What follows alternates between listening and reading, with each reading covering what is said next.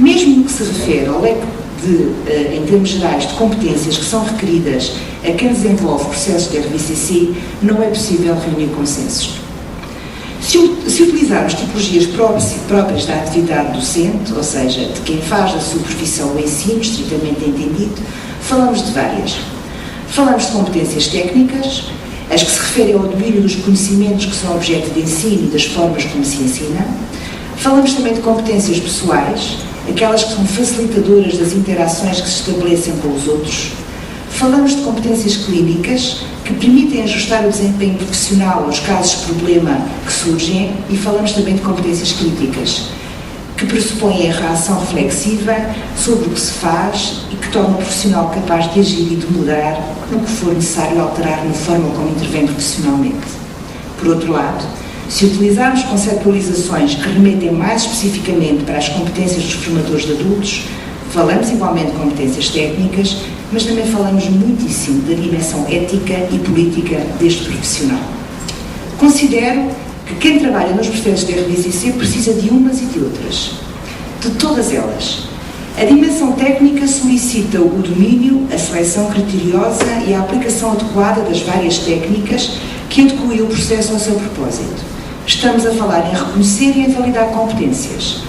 De um processo em que cada adulto não é mais um elemento de um grupo que se configura homogeneizado, não estamos a falar de aprendizagens standardizadas. É a história pessoal de cada candidato, o material que traz e que resulta da sua experiência de vida, que fornece as evidências para a sua certificação. Falamos, pois, e dentro do domínio técnico, da capacidade de ajustar, caso a caso, a forma como se trabalha, o que requer do profissional uma capacidade reflexiva para saber agir e, sobretudo, reagir. Os domínios ético e sociopolítico representam outros níveis de competência de quem trabalha com pessoas adultas. Quando se desenvolvem processos de RBCC, assumem-se compromissos que, entre outros, traduzem a concepção sobre a comunidade de formandos, a decisão de metas que são propostas, a forma como o conceito de sucesso é determinado. Tudo isto envolve compromissos morais e éticos altamente profundos, e quem intervém em processos com estas características deve desafiar-se continuamente com o objetivo de tornar explícitas as questões e os problemas que lhe estão inerentes. Aliás, eu durante a tarde e neste último painel, algumas das intervenções que foram feitas suscitaram muitas dúvidas do ponto de vista ético e do ponto de vista sociopolítico. Até que ponto é que o sucesso poderá ser uma meta, só o sucesso em si? Até que ponto é que os formandos desistem quando não veem que a formação que estão a ter ou que a validação que está a ter tem um impacto na sua vida? De facto, tudo isto são decisões ou são questões que nós, quando trabalhamos em curso de formação de adultos, devemos debater, devemos questionar. Para ilustrar este leque tão diverso de competências do RBCC, permitam-me que cite um aluno do curso de mestrado de Educação de Adultos que menciono de uma disciplina intitulada exatamente Balanço, Validação e Certificação de Competências. E diz-me esse aluno: os técnicos, parceiros fundamentais do adulto neste processo, devem estar munidos de inúmeras ferramentas holísticas e capacitados para o estabelecimento de uma relação profissional empática, esclarecedora, questionadora e construtiva. O modo como a pessoa adulta vai desenvolvendo o seu processo de RBCC é altamente influenciado pela situação interrelacional vivenciada entre os dois intervenientes.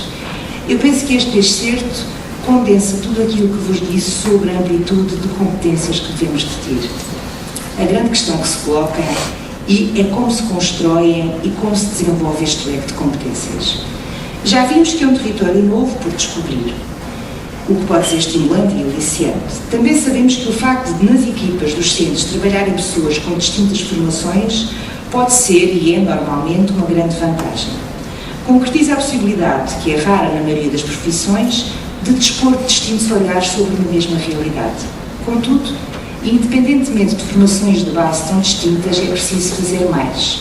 Não podemos esperar que o acaso decida a formação de técnicos neste campo educativo.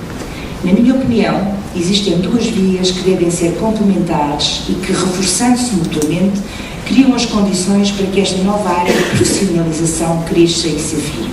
Por um lado, é fundamental uma formação especializada que equipe os formadores e os profissionais de um arsenal conceptual que suporte as suas iniciativas. Por outro lado, reforce a imprescindibilidade, ou desculpem para tal, reforce a imprescindibilidade de frequência de formações pós-graduadas que ajudem a consolidar os suportes teóricos que dão sentido aos processos de RVCC. Tal como dizia Fernando Pessoa, só os espíritos superficiais desligam a teoria da prática.